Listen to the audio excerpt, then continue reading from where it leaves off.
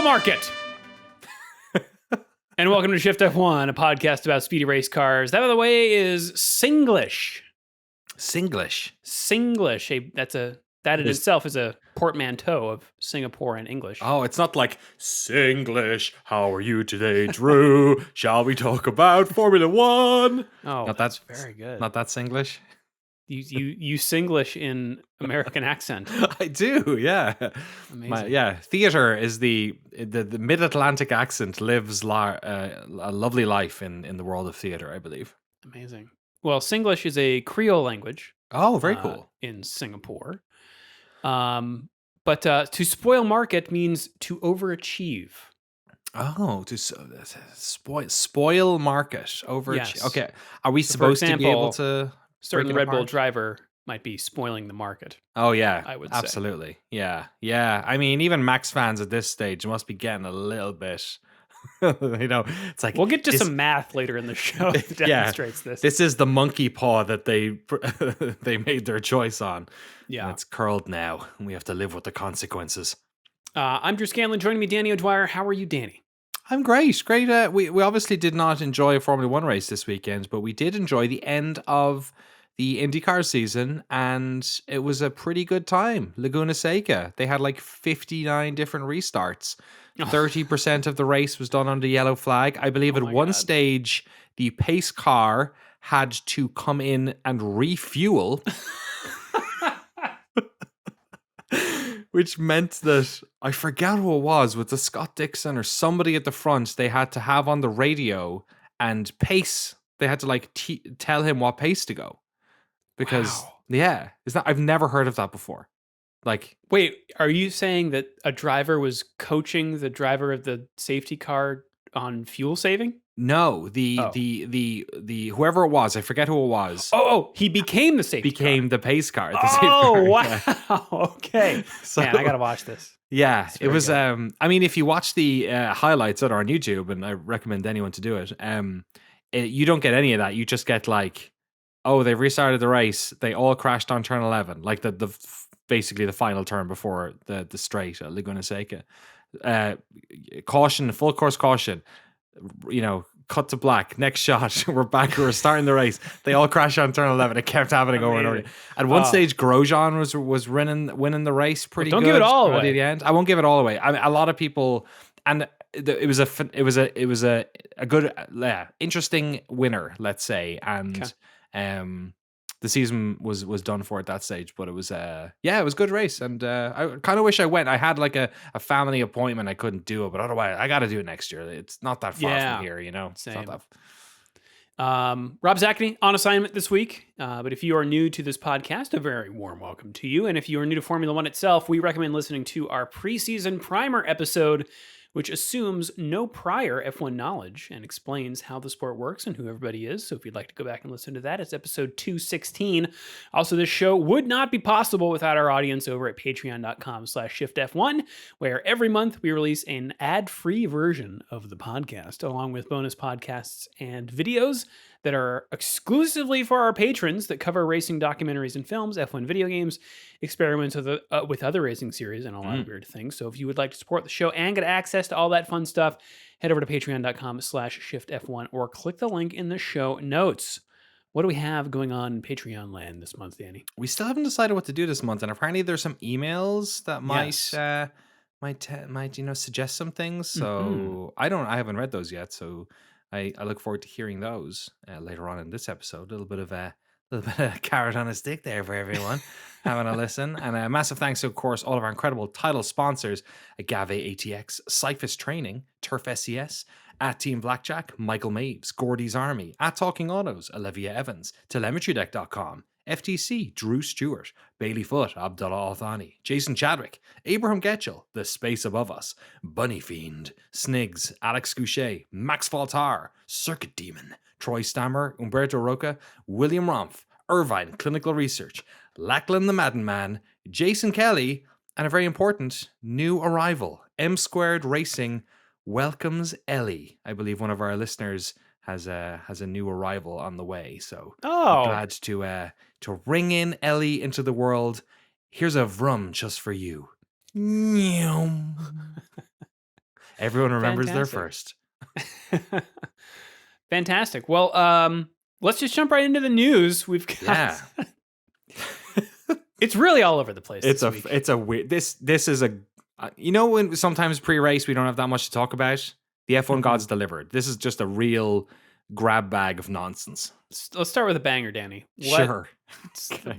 We're going back to this well. Okay. So The we've old talked 2008 the old Crashgate. championship. Yeah. Crashgate will never end. We will forever be living in the wake of this, regardless of how many of the people involved are retired or have passed away. This is quite a while ago at this stage. Of course, we are talking about the 2008 Formula One World Championship, won by Sir Lewis Hamilton, just ahead of Felipe Massa. One of the controversial things that happened that year, outside of their battle, all things considered, was Crashgate. Was when there was an incident. The Singapore Grand Prix, no less. Sorry, you're right. Of course, yeah. I don't even think about that. Yeah. Yeah. An intentional crash that was done to basically give Fernando Alonso a benefit. There was so much of a fallout of it. We've talked about loads over the past couple of weeks and months because Felipe Massa has had this idea. Bernie Ecclestone did an interview a number of months back, an interview he does not remember because he is 1,000 years old, where he basically said that him and Max Mosley had said that they should probably they had plans or thought about scratching off the result of that race, but decided to just kind of sit on it until the season was over and act on it later. Felipe Massa obviously heard about this. The result of that race was largely, I guess, in the end to Lewis Hamilton's favor. But so he has sort of started a legal defense to some end. We assumed that this end would probably be financial. Number one, because in general, there is a sort of a widely considered 14-day rule in the FIA where, like, with outside of that, results are final. They are stamped regardless of, what happens afterwards. And also because they did put out a statement that said, like, remember, I forget the exact wording, but it was along the lines of he has had many damages as a result of this, Mhm. within his career. And who amongst us who watched that era of Formula One or knows about it would argue that fact? I mean, Massa wins that season.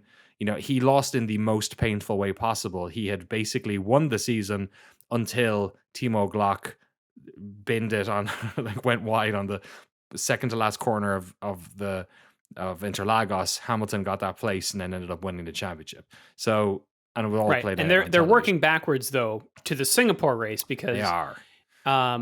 although it's tricky because even if you excluded Nelson Piquet, who the one who crashed, Yes. the result would still be the same, right? And so Yes. Massa would still not have won the championship had that happened. But that's not what their team wants, right? No. What? So first of all, it sounds like at least Bernardo Viana, his main legal defense, his main lawyer, has said that the objective is to bring the trophy home. This is not financial. So they are Okay. not. They are 100% in the no. We are changing who won the championship, right? Which is really Shooting kind for of the stars. insane. Yeah. Absolutely.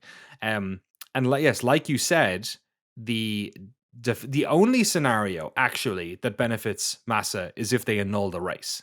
If Right. they take him out of that, if they ratchet it back, like you said, then he doesn't get enough points. If they stop the race at that point, he doesn't get that, or Hamilton gets too many points more. Actually, Hamilton wins the championship by more. So the Yeah. only way they do it is by annulling the race entirely. And the reason why they're going for that as well is that Bernie Ecclestone said that. That's what they were considering. That's what they were talking about.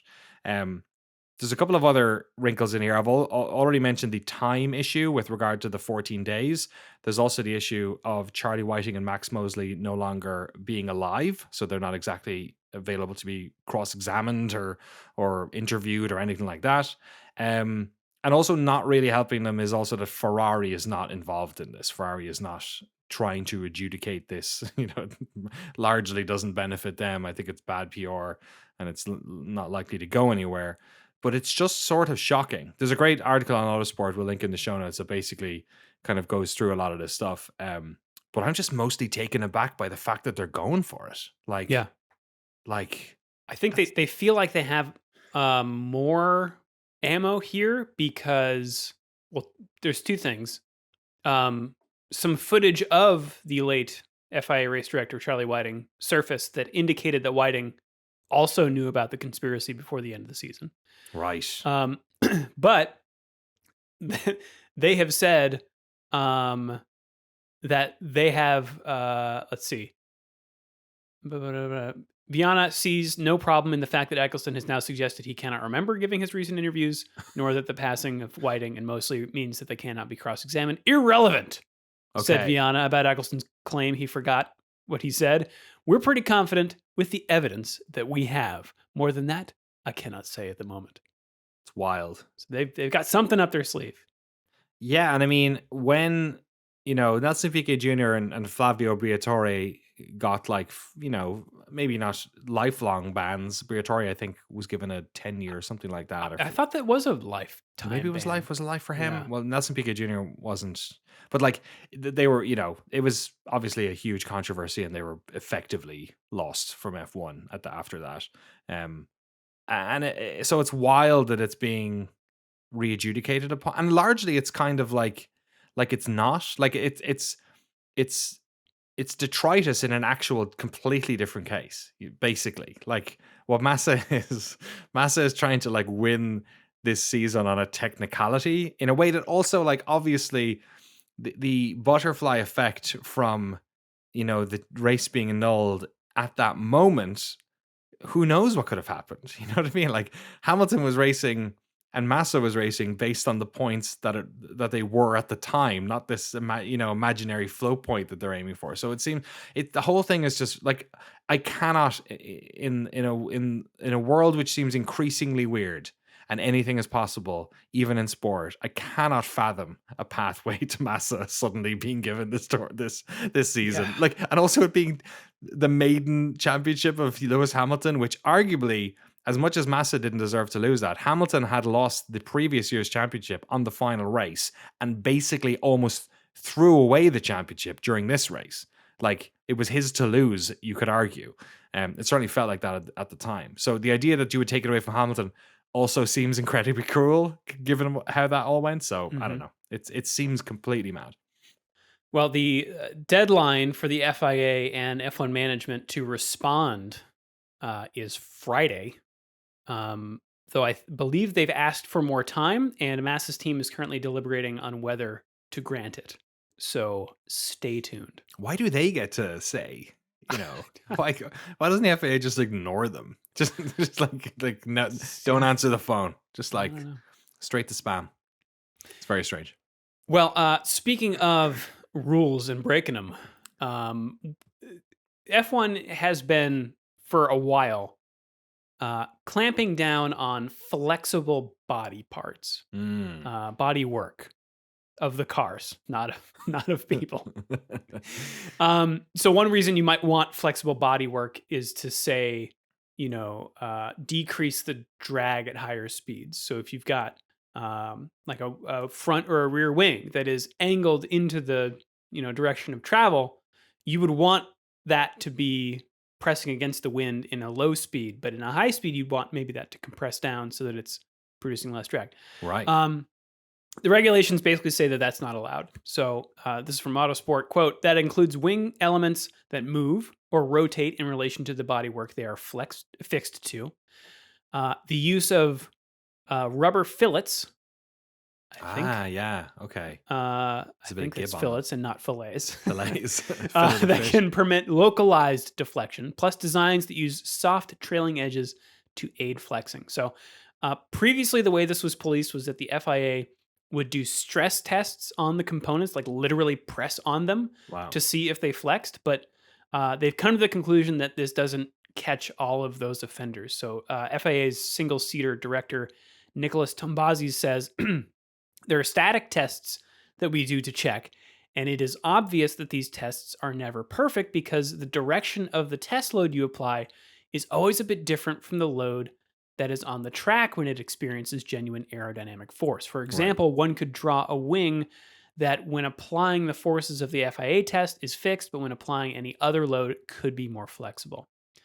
He goes on, Some teams have components adjacent to each other that have a fairly high movement, but do not slide in tandem because these areas are covered with rubber material. So this isn't just about like, the wing itself flexing, which you can sometimes see on Yeah. the nose cam. But I think it's like areas of maybe the nose that the whole thing itself may dip. Right. Um, we do not consider this acceptable, and for this reason, we have made a clarification. So as a result, and this again from Autosport, from now on, teams must submit the assembly drawings and cross sections that show the fixation of the front wing elements to the nose, as well as the rear wing elements to the end plates, rear impact structure, and pylons. So this is so the FIA can review the designs and then better understand how a team might be attempting to circumvent the rules. Yeah. Um, It's a good example of the type of rules that, often at the start of the season, that this is your first season, we didn't get too much of this year. There was a bit of weirdness around front wings that moved. That was, but it seems to yeah. be largely And there's a mostly thing gone about the now. rear wing, and Hmm. somebody touched it, and that was bad. Oh Like, yeah. God. But there's sort of like there's lots of different element versions of this, but to me there are like the ones that are super obvious, like the dual axis steering Mercedes pulled out. You know what I Oh mean? my Where God. like everyone was Yeah. like, "What? What are they doing?" That's a whole other thing. Or like blown diffuser or something like that. And then there's this stuff that it's almost like the FAA kind of gets a sense of it, or the other teams get a sense of it, and they're like, "There's something going on here." And then it takes them a while to figure it out, to see it in replays, to notice it in the car, for the drivers often to see it. And that's kind of what this one is. And generally there's no like hard punishment. It's more of a clarification of the rules, and then a sort of a, you have a window to basically make sure that you're compliant. I do wonder how this stuff does affect the cost cap stuff though, because like at the end of the day, it is work, it's re-engineering, and it's fabricating and that type of thing. Yeah, because the reason we're bringing this up now is because the deadline for submitting those designs was September 8th. Okay. So we may see some different wings at Singapore this weekend, Mm. and potentially some different performance. What I don't know is why these rules are in here. Like, is it a cost saving measure? Is this stuff too complex to develop? And is that Yeah, why? is it against the nature of the regulations as they were meant to Right. be written? You know what I mean? Like, Yeah. it is weird. Yeah. Sometimes Did it they perhaps seems, flex outside of a certain range and yeah, therefore, that they didn't exceed? notice. Yeah. Yeah, Mm. it's so there's so much like context around this stuff that maybe it's better we don't know sometimes, maybe, or it's hard. I Hmm. wonder, yeah, if there's a. I also wonder who's doing it. Like, I wonder who the main offenders are, or you Yeah. know. Mm. Well, speaking of math, um, Math the Verstappen. Athletic, Math Verstappen, yes, the Athletic, um, did crunched some numbers on when Max Verstappen could theoretically clinch the Okay. Formula One title.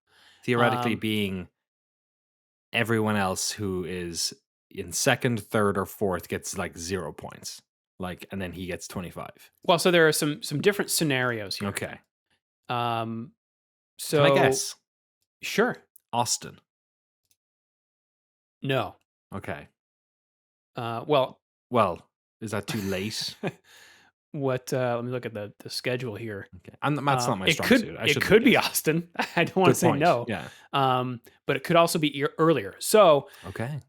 we still have 3 other people that mathematically could win the championship if Max Verstappen. I actually had a dream Oh my God. last night I bet Max Verstappen. that Max Verstappen was on he was racing like on it was almost like a circuit around Minas Tirith. You remember this Minister the third? from Lord of the Rings. Yes, like a very What? like a castle that was really steep. Okay.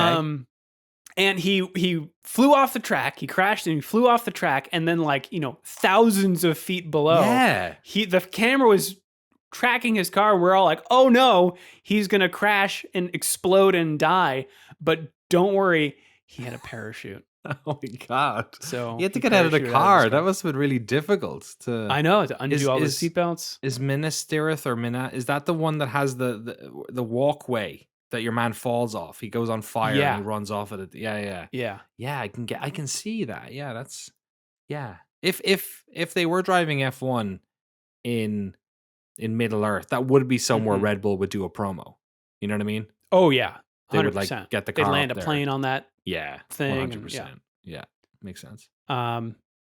Anyway, Sergio Perez, Fernando Alonso, and Lewis Hamilton could technically win the championship if Max Verstappen has to, pull his parachute and Sorry, Ferrari. yeah. Um, Now I want to know the other places that in Middle Earth that we'd so have.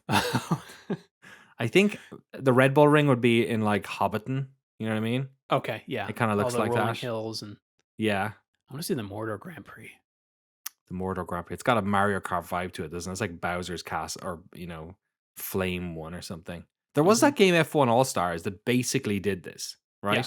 That like just had cartoon versions, like the Rome or Monza, I guess, was like all Roman columns and stuff. That was pretty cool. That game was great. Make another one of those, Codemasters. I know I was the only person who bought it, but please do.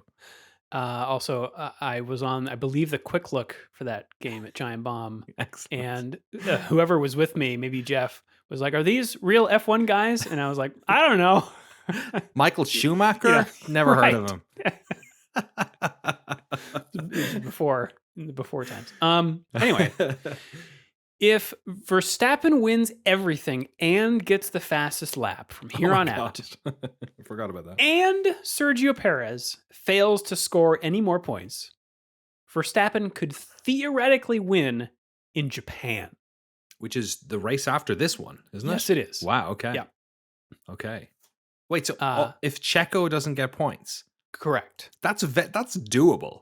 Like It's that possible. could happen. Like he could easily I think it's unlikely, crash but it's possible. It is possible. It's more likely than I was expecting for his early. I thought it would have been like if everyone was outside the points, but I guess if Perez is the only one who can catch him, it sounds like. Yeah. Okay. Well, again, but he has to theoretically. win, I guess. Yeah. Right. So, Wow. if Verstappen, though, wins in Singapore, Japan, and Qatar, it does not matter what Sergio Perez does. Okay. He will win in Qatar. He will win all those races. Those are all. You think so? Yeah, I think so. You're calling it. Danny's calling it Qatar. Yeah. I mean, this one, unless he hits a wall, he's good in Singapore. Japan is not a circuit that benefits a weird team. Like there's plenty of high speed there. I mean, there's high speed corners, but like there's too many. I could see the argument. There's not a lot of like traditional straights, but I feel like Red Bull do really well there. And then, I mean, the guy is on a historic winning streak. He's at the best shape of his life. Qatar, I can't see him losing that one anyway. There were multiple headlines this week going from different people, not in the Red Bull family, going like Max Verstappen is nailing it. Somebody said he hasn't made a mistake in 2 years. It's crazy. Fred Vasseur, maybe. It's wild. Yeah, it's wild. He's an alien. He also hasn't had a teammate that's pushed him. Maybe ever. You could argue. Daniel Ricciardo. Yeah, Ricciardo did a bit, I guess. He literally pushed him off the track in Baku. That's true. Very true. Speaking of aliens, Danny, do you want to talk about oh my God. Dr. Helmut Marko? Dr. Helmut Marko. Doctor of what? Doctor of... Oh, I'll look that up. We always forget. All right. Resident old man, Helmut Marko, doing the job of accidentally being racist, not just to Lewis Hamilton this time, but actually to one of his team's drivers. The only reason I meant to mention this, because I don't like ragging on Dr. Helmut Marko either, because he is a doctorate in law. In law, okay. Yeah. He is a man of a certain vintage, and I don't want to be cancelled for elder abuse, but he's 80 years old. He has the ability to speak his mind, perhaps is the way to say it. And this time he's just kind of fumbled into saying something really weird that was like both like sort of milquetoast racist and also just a lack of geographical knowledge that an 80-year-old man who spends spent most of his life traveling the world, should probably know. And then on top of that, a statement which is demonstrably untrue if you know anything about Formula One. So, Helmut Marko said, referring to Perez's up and down season, he said, "We know that he has problems in qualifying. He has fluctuations in form. He is South American, and he is just not as completely focused in his head as Max is or as Sebastian." So he's making the point that South American drivers, I guess, because of that, it should be mentioned that Sergio Perez is from Guadalajara, Mexico, which is not in South America, first and foremost. Not even in Central It's America. not even, we'll get that one out of the way. Is it not in Central? I actually didn't know that. Is it not in Central America? I think that's North America. You're right, North America. You're right. Yeah. Of course it is. Canada, yeah, and Mexico, yeah. You're right, yeah. So not even. He did later on say, "I would like to apologize for my offensive remark. I want to make it absolutely clear that I do not believe that we can generalize about people from any country, any race, any ethnicity," which is a fair point to make, because maybe Dr. Helmut Marko forgot about drivers such as Juan Manuel Fangio from Argentina, who seemed to do quite well. A young man called Ayrton Senna, who was from Brazil in South America. Nelson Piquet, another Brazilian. Carlos Reutemann, an Argentinian. Colombia had one Pablo Montoya as well. Just a big lack of focus. Just a really, bunch of across guys, who just couldn't put it together. At the end of the day, it should be noted that South America has more Formula One world champions than ever. And I mean, that's not a country, but like the continent of South America has more Formula One champions than any country except for Great Britain. So, you know, I think they're doing all right. But also, it should be noted, Sergio Perez, not South American. So, just a real top to bottom interview to forget for Dr. Helmut Marko. Racist, geographically inaccurate, and historically inaccurate. Just that 1, 2, 3. 3 strikes are out, Helmut. We'll see you. We'll see you next time at the plate. Try and do better. Well, on that note, that's it for news. Now we're gonna take a quick break, and we will be back with the Singapore track walk. All right, Danny, hit us. We're back. Singapore. Did you know they changed Singapore this year? I didn't. They did. They took out 4 corners. Oh, This is the biggest change since the drama of the Singapore Sling being taken out back in, God, when was that? 2017 or something? I don't know. Were we podcasting then? I think we were. I think we've been doing this for like 9 years. I'm in America 10 years this November. And I think we started, a year later or something. Let's see if I can find out. Singapore Sling was a particularly lumpy and ill-placed corner that sort of, It was a chicane, was it? it was the inside turn of a chicane, but it was a chicane. I mean, chicanes tend to be at the end of high speed areas, so you'd slow down for them. But it was a chicane that was tantalizingly, not easy, but like there was a chance you could just drive straight through it. But if you hit this thing, you just got launched. Yeah. So they ended up sanding it down basically. 2013. It was 2013. It was okay. reconfigured, yeah. So it So a might have year been- before Alta F1. We started. Wow, that's wild. Which was fairly new into the lifespan of Singapore. We've only had it since 2008. It's always been a night race. Kind of came onto the scene. It was the first night race and was one in a city. It's super unique. It's got a very like futuristic Wipeout vibe to it that even tracks since. I think the only one that might be similar is Vegas. We haven't seen Vegas yet, but we haven't had that type of, even Jeddah is not in the city. Like Singapore is like, feels like the city is above us. The cars are driving over it. There's regular traffic, the skyscrapers. It just has a whole different vibe. It's 62 laps, so this has changed a little bit. It's 62 laps. It's 4.94 kilometers, which is just pretty much 3 miles on the button. The reason the drivers find it difficult here is that the track is a lot of it's all of it is on road. I think all of it. I think maybe there's 2 parts of it that are not on actual roads, but the rest of it is. But it's super hot and super humid here, and the drivers lose around 3 kilograms of weight during the race, which is 6.6 pounds. So where they've changed it is only basically the second half of Sector 3. So the right at the end of the race. There used to be, I've actually put the 2 images in our document here, Drew, if you want to scroll down a Yeah. bit. Instead of 23 corners, now there's 19. So they've basically removed 4 corners that constitute almost like 4 right-hand turns, like right, left, right. So a Yeah, square essentially. there was a bump in the road that basically made a trapezoid. Exactly. It And now turned it's not. and now it's straight. Now it goes Yeah. straight. The part of the track that you may remember this. So this is after the bridge, and then there's that part where you go. Sorry, I should clarify that. There's a part where you go underneath the stands. It was like a little. It was like a bridge. The car went Yeah. under. Uh-huh. There, that's been basically removed. Now you just drive behind it the whole time. Okay. So they've gotten rid of essentially arguably 4 somewhat redundant corners. There used to be a little bit of action on turn 18, but not Okay. that much. So they've eased. I don't really understand why. I think one of the stands used to face there. What I'm guessing is happening now is that they're able to put a stand between what was 17 and 18 the entire way down there. So it might just be a case of this gives more places for spectators to sit. I'm not quite sure, but yeah, it means now it's also sharper. You get it's not a from 14 to 16. It's relatively straight, and then you get to a sharp turn at 16. So it's a potentially a passing zone. That's as fair. Opposed to these kind of like there's like a little wiggle in the old stuff, and then like some not quite right angles that no one's going to pass you at. So that's true. Yeah, maybe more passing opportunity. Perhaps you're right. Yeah, there's no DRS zone there. They already have 3 here, so I guess they couldn't really add another one. Although that's straight, it's kind of a straight, right? It's got that little kink in turn 15 on it.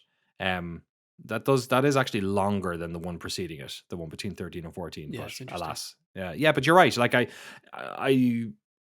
maybe the DRS zone will be better if it was on this new part, because then, like you said, there'd be an overtaking opportunity. But I mean, we might see some changes come practice because you're right. Yeah. have been known Have they to do moved? Have they moved DRS zones? I know they've shortened them and they've gotten rid of them. Have they moved yeah, them as well? I think before? So. So yeah, we'll see. That like on a weekend, If they put that one, I don't know. yeah. Because you got to move the detection zone. I don't know. Yeah. Well, there you go. Anything Singapore. can happen.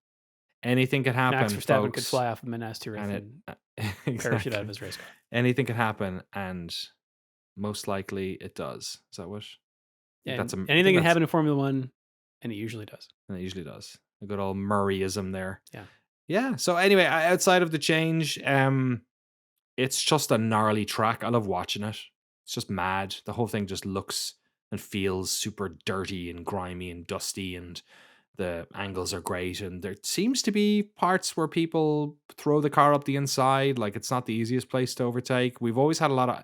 I've said it before that like we've had a really good year as it pertains to race starts. This was a track that this is a track where if somebody crashes up the inside, it's kind of like Spa. If somebody messes up the inside, you're in trouble. Like, it's going to take out a bunch of people. It's a huge runoff area outside turn 1. And we've had that happen 3 times in my memory. But yeah, we'll see. This is where Crashgate happened. It's where I remember Schumacher had a bunch of bad races here, spun out on turn 8. Yeah, memorable one. So we'll see. I don't know. I don't think it produces classics, but hopefully it should be a high chance of safety car.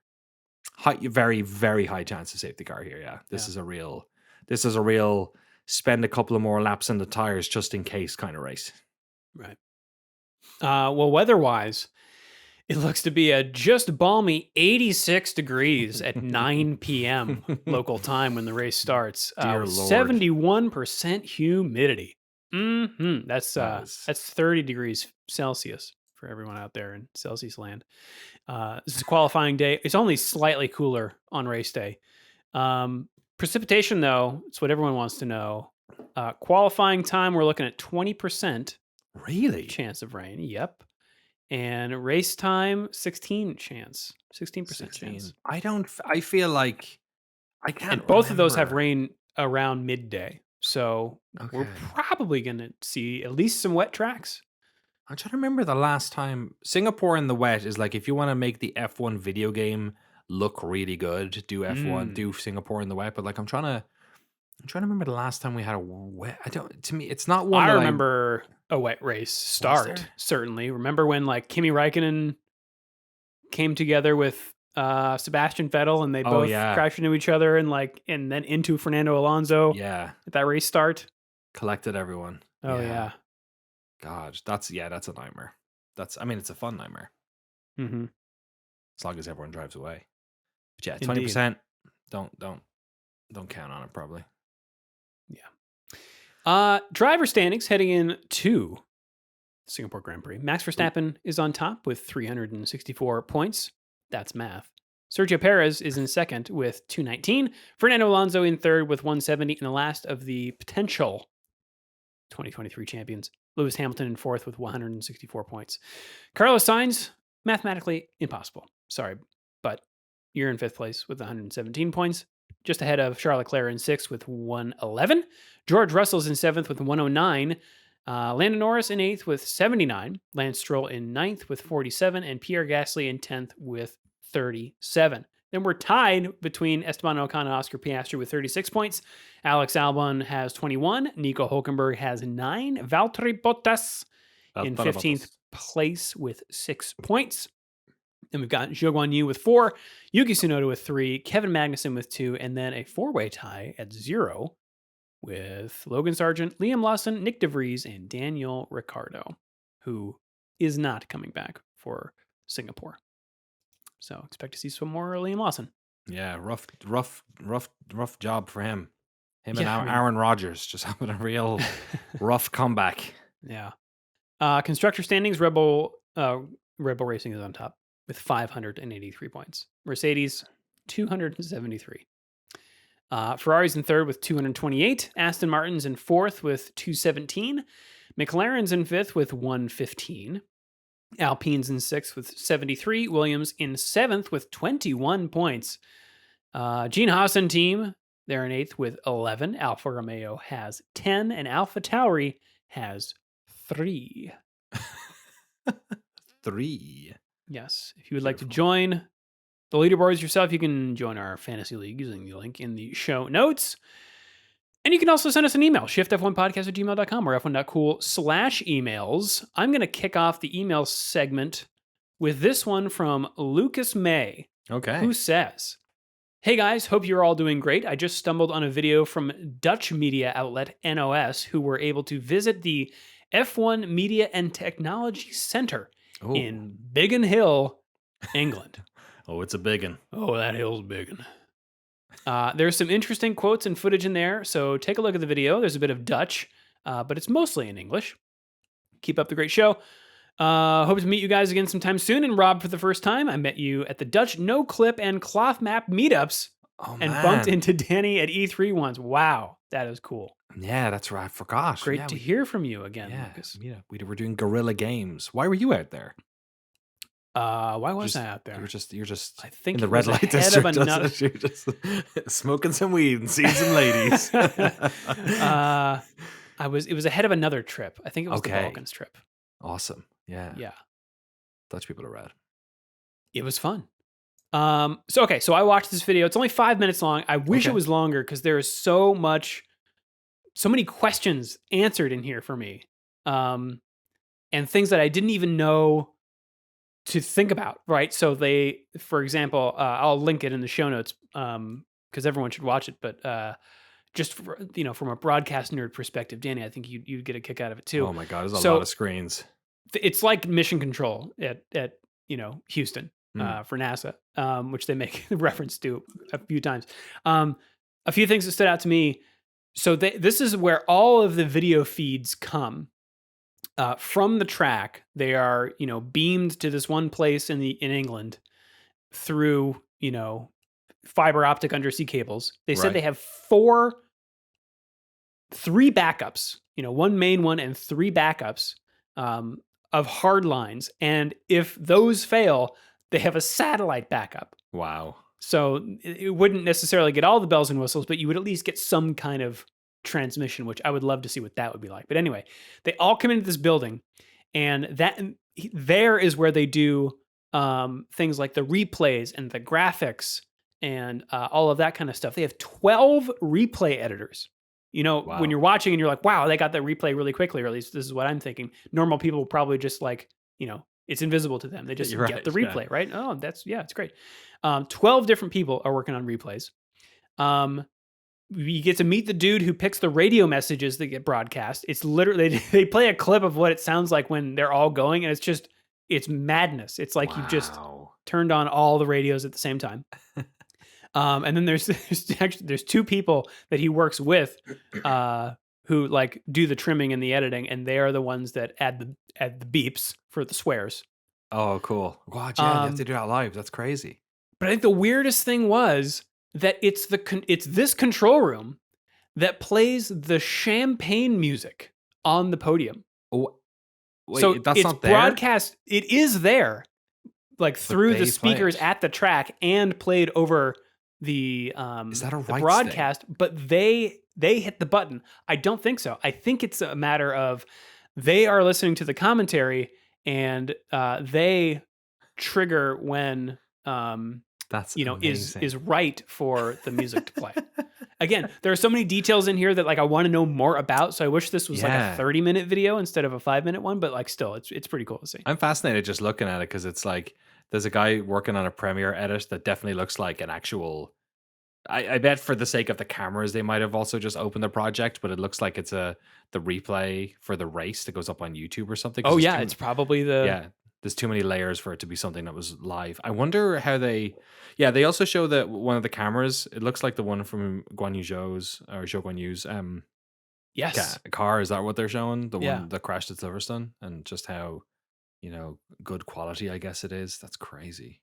Yeah, the guy claims that it wasn't the Halo that saved his life, it was this camera because Oh, it does very have a good. big old skid on the top of it. Right. Like it's the fluorescent yellow has been worn away. Well, they're not wrong because they ended up changing the regulation over that because the other, what's it called? The other thing broke. The roll hoop. The roll hoop broke, or it wasn't. The specs were not. It was done within a different interpretation of the specs, basically. Right. That's why it didn't fail. That's why it failed. Yeah, so it's Man. 5 minutes. Lucas is right. There's only a little bit of Dutch in there. Mm, So it's mostly in English, and it's cool. worth watching if you're a broadcast nerd like me. Like us, yeah. There. Link in Dan, you the want show to take the notes. second one? Sure. This one comes in from Sean. Thank you very much for that. Spells out SEAN as well. It's good stuff. Good stuff. I'll get down to it. I'm a pretty big fan of sailboat racing. Bear with me. I've mostly followed America's Cup in the past, but in recent years, a new format called Sail GP has emerged. It's a development spec series that is more reminiscent of IndyCar than F1, but it pits a fleet of boats from different nationalities against each other in a points match racing format with a final championship between the top three at the end. Who is bankrolling the German team, you might ask? None other than Captain Planet himself, Sebastian Vettel. Yes. After a recent race, he got certified to drive the boat. You drive boats? You drive boats? I guess you do. Yeah. Sure. The boats are specimens of modern engineering, literally flying around the water on hydrofoils. I think anyone with technical interest in F1 would be similarly enthusiastic about Sail GP. The broadcasts are also great visually, as the races basically all have aerial coverage with excellent graphics packages to be more watchable. Also free on YouTube, so very approachable from a cost of entry perspective. Viewers of F1 will also feel right at home because the sport is dominated by the well-heeled, and the contestants are similarly petty about in-race penalties. Keep up the great work. Cheers. And that comes in from Sean. That sounds interesting. Sail GP. I'm going to check out their YouTube channel. Nice. Yeah, I will link it in the show notes. I wonder what the teams are on Sail GP. I wonder if are they I think they're boat countries. I think it's like manufacturers? Australia. Oh, it is. Oh, that's cool. I'm into that. Is there an Irish team? There probably isn't. I don't know if we're good at that stuff. They had the America's Cup in the Bay the year I Yeah, well moved here. they also had Sail GP there, it seems. Did they? Yeah. Man, The that's grand crazy. final 2 months ago in the Golden Gate Bridge is in the thumbnail. So Of course it is. Of course it And is they right also- there. and they have it looks like they have a Drive to Survive analog. Sail GP Oh, they do? Racing on the Edge, season 4, episode 2 Los Angeles. Oh, I gotta check it out. Do you want to know what the teams are? Australia, Canada, Emirates GBR, which is Emirates Great Britain. So that's confusing. Okay. The Emirate of The Britain. Emirates, the United Arab Kingdom. France, Germany, New Zealand, Rockwool Den, which I'm guessing is Denmark. It is. Okay. Sponsored by Rockwool. Spain, Switzerland, which is a landlocked nation in the mountains, I believe.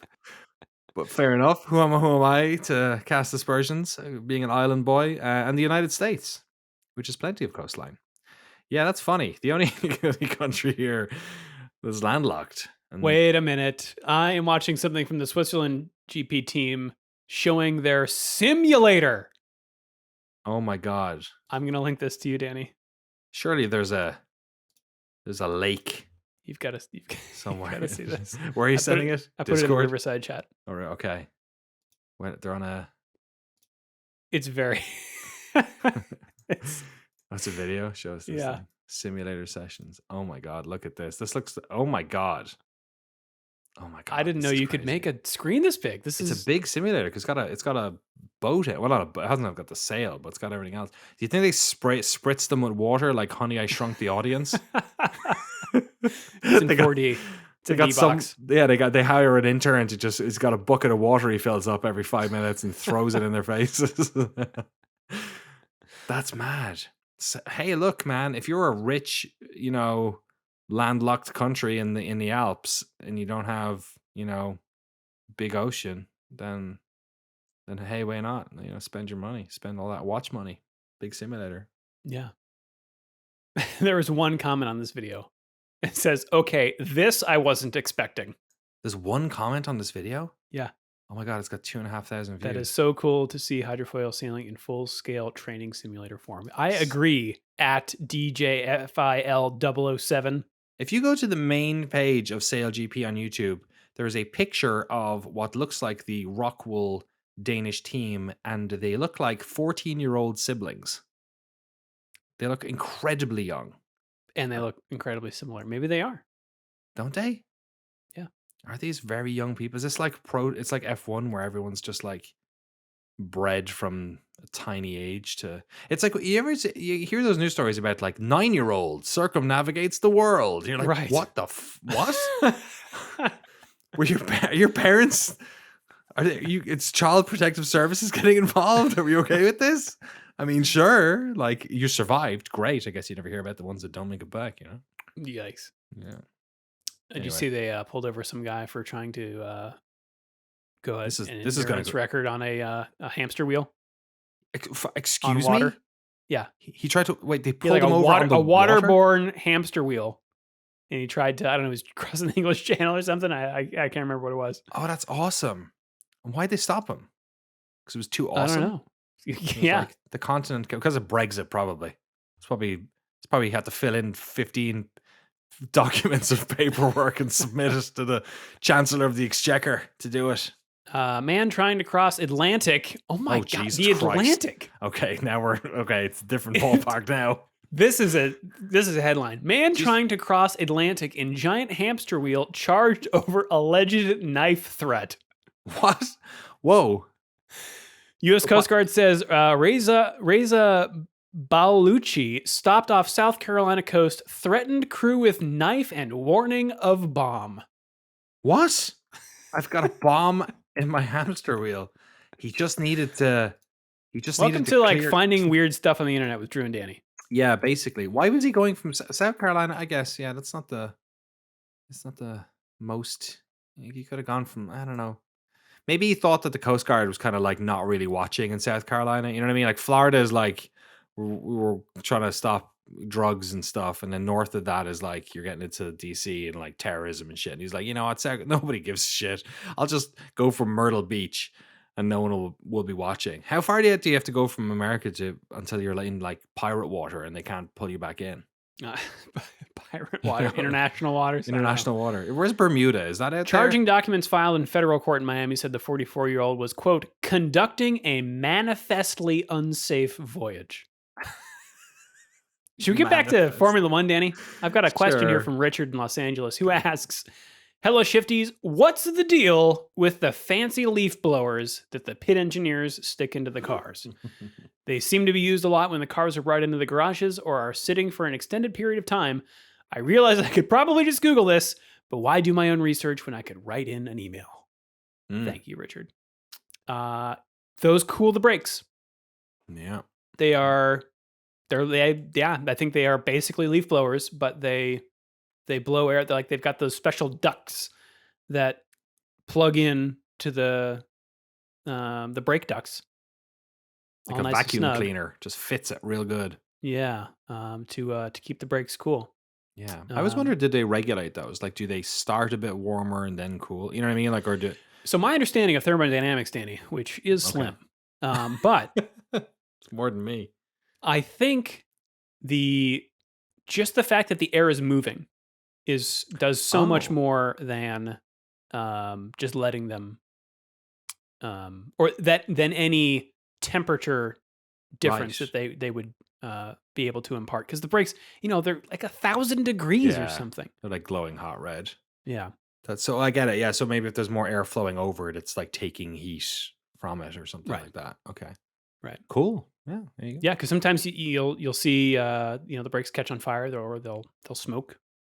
So they want to cool them down when they come back in the garage. And those guys are like they're like a dog with a bone. Remember the fella at NASCAR who was just like blowing leaves out of the way all the time because he just had it in his hands. He was like, "What am I supposed to do? I'll just blow leaves around." You know what I mean? That's right. We got to keep the pit box clean too. Keep it clean. And they sprayed that stuff on the ground too, didn't they? They like the sticky stuff. adhesive. Yeah. Help them pit. Pretty cool. So Danny, I was thinking if we needed something to watch for Patreon bonus, we would either do Sail GP Oh, or this email next from email. Patrick Lucas Austin. PLA, let's go. Hey, Shift F1 team. By the way, I like how Richard called us Shifties. It's kind of like my wife's a big Taylor Swift fan. Although not as big a Taylor Swift fan as us, because we've both seen her live at the Formula One in Austin. That's true. Yeah, that's true. So I like the idea that we're Shifties. Everyone here's a Shifties. Shifty. You know, how many costume changes are we going to have during this podcast? Check our YouTube videos to find out. Hey, Shift F1 team. My name's Patrick Austin. I'm a longtime listener and recent supporter. I'm glad you're all spending time diving into racing anime, listening to some of your Initial D episode right now. And I'd like to recommend one you might enjoy. IGPX, the Immortal Grand Prix. Have you read this, Drew? I have read it. And I think we may have brought this up as like as a potential here, but I didn't know what it was about. So I don't think I've ever heard of this. Okay. No, it's not about undead drivers. God, I'm already disappointed. That would have been so good. But pilots of ass-kicking racing mechs that duke it out on a racetrack filled with obstacles, tight turns, and yes, a very cool straight. It all takes place in a futuristic desert city built to maintain the industry. That sounds a little bit like what was the other one we did? Not the Red Line. Red Line, yeah. The show follows the America-based Team Satomi as it moves up from the second-tier IG2 league to the titular IGPX. Along for the ride are the team's trio of pilots, their distinguished coach, and an obnoxious team owner. Disgruntled coach. The opposite of distinguished. And an anxious team owner desperate to change the trajectory of the company she inherited from her grandfather. Basically, think Claire Williams. And if that hasn't sold you on it, there's even a tie-in PS2 game to go along with it. Love the show. Keep it up. That's from Patrick. Lucas Austin, thank you so much, Patrick. I'm going to check that out. That sounds pretty good. The Immortal Grand Prix.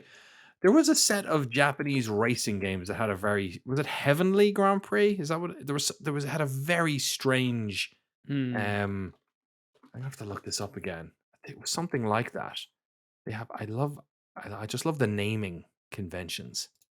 There's also a video game called Satoru Nakajima F1 Hero 2, which sounds like a great video game. GameSpot apparently reviewed IGPX Immortal Grand Prix in 2006. 5.9. 5.9. 5.9. Human Grand Prix is what I'm thinking of. Okay.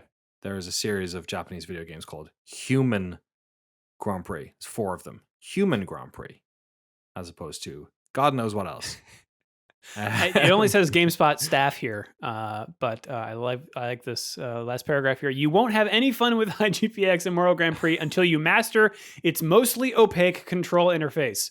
And even then, what you'll experience is probably the lowest common denominator of fun. Oh my God. Nobody put their name on it.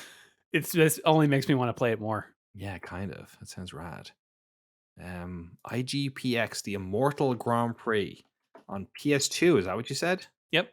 I'm gonna watch this video of it for 2 seconds to see if I can get a sense of how mech and how it's very mech. It's very mech. Imagine mechs with wheels, like they're standing up and they're driving. Okay. That's the look you're going for. So in a way it's kind of like rollerblading robots. Okay. You're really selling me on it, Danny. Yeah. Yeah. Okay. We'll propose it to Rob and give him the two options and see what our troika can come up. See what he thinks. There you go. IGPX was created by the same studio that created Ghost in the Shell, according to YouTube commenter Nvidia Envy. So who knows? Either that or CLGP. Both equally ridiculous. We can agree. Yep. Yeah. Completely. Yeah. Shift+F1 podcast at gmail.com or f1.cool/emails. You can also hit us up on the socials, which are in the show notes. That's us around the internet. Should we take it around the world of racing? Danny? Let's race around the world. NASCAR. Let's talk about it. I've heard of it.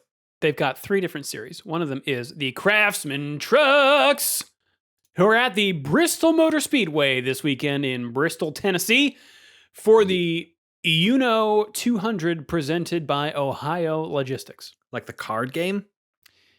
All caps UNOH. Oh, almost. Not Uno, but Uno. Uno. That's what I'm going with. Know. Anyway. Now you know. If you don't know that Ohio isn't in Tennessee, this is going to be confusing. That is confusing. The NASCAR Xfinity Series, also at Bristol Motor Speedway in Bristol, Tennessee, for the Food City. Oh, Food City. Thank God. 300. Thank God. Food City. Bristol, Tennessee is turning into Food City for the weekend. You know.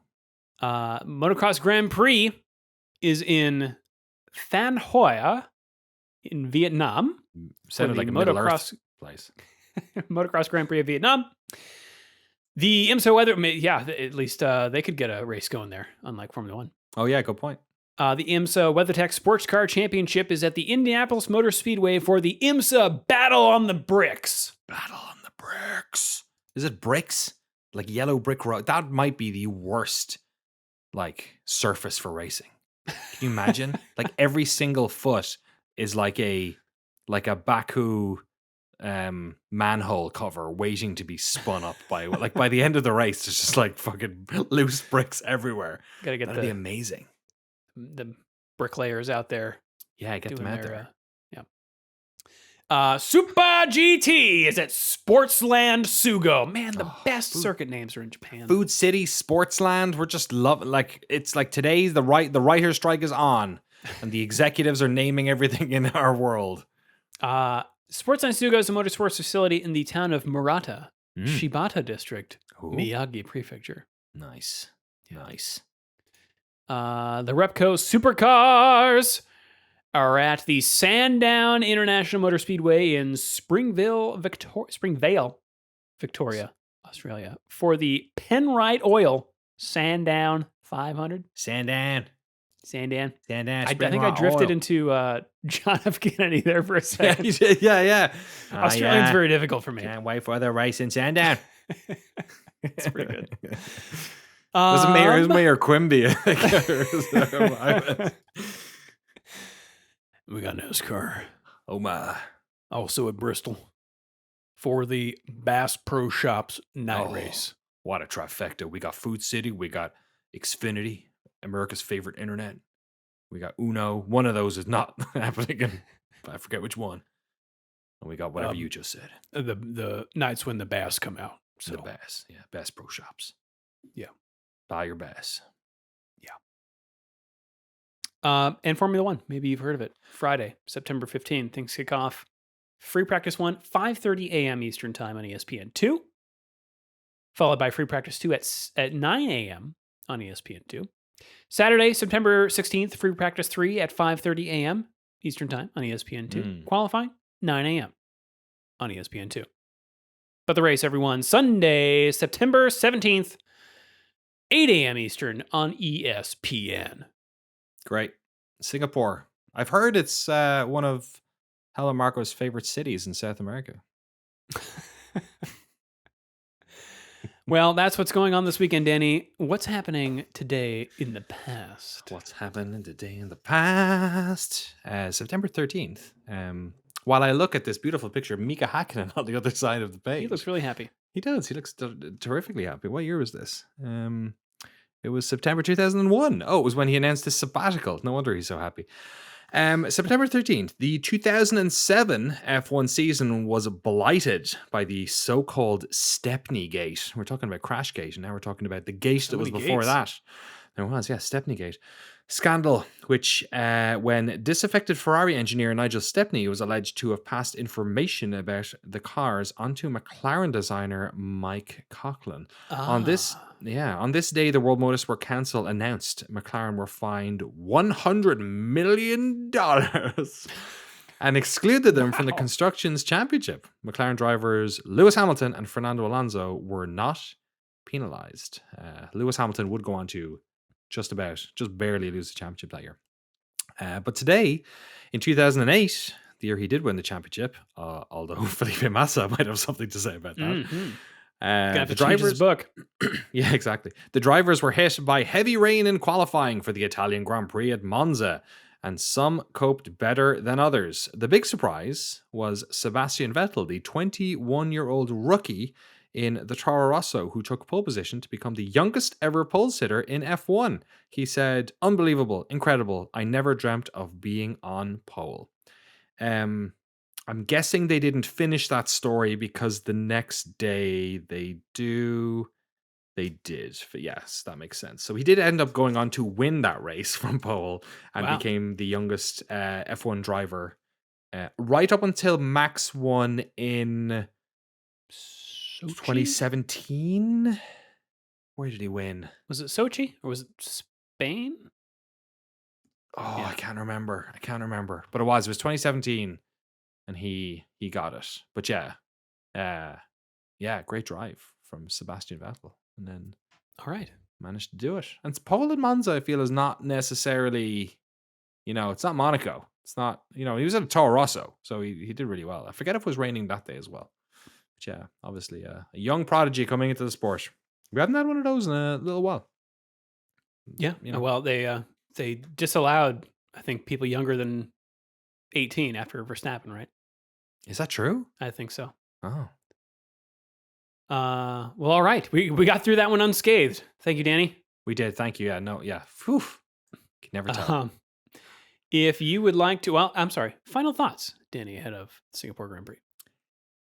I go into this one just to kind of enjoy the spectacle of it. I'm interested to see if that little change at the end of Sector 3 is going to mix it up a bit. And yeah, like it's, we're here to entertain. We're here to, try and create a narrative for people and keep everyone, not keep people interested, but like there's a certain element of like, I think we're both positive people generally.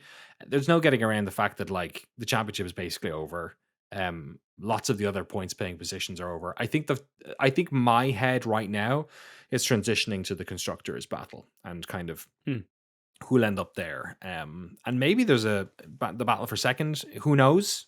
Perez starts to choke a bit, although he seems like he's coming out of that a little bit. And I feel like some of these circuits are going to suit him a bit better as well. Like a lot of these are circuits he's very, very, very familiar with. So, yeah, I don't feel like he's going to struggle as much. But yeah, I think at this end of the season, if you start to like wander off a little bit, I was talking to somebody earlier today actually about just how good IndyCar was this year and like how, in a way I've enjoyed Formula One, maybe a little bit less because Indy was so entertaining. Even the individual races were, although we've had some good ones, mostly because of rain this year. But that's kind of usually at this stage. If the championship isn't like going a whole ham, if there's not like a good fight there, I sort of make up something to think about or to enjoy. And to me, that's probably what I'm going to do at Singapore.